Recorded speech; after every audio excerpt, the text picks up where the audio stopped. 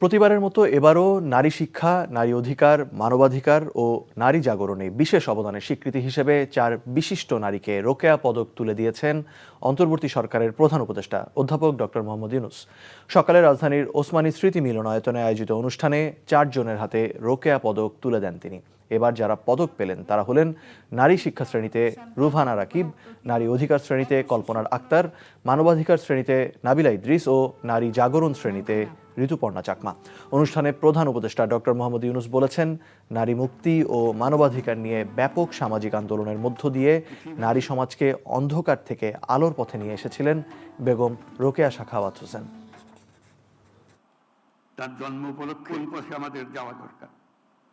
সৃষ্টি করতে পারি নাই, এটা আমাদের দুর্ভাগ্য, কিন্তু আমাদের পাশে একটা গ্রাম আছে, সেটার জন্য আমরা কিছু করতে পারি। এবং নিশ্চিত আজকের যে নারী সমাজ,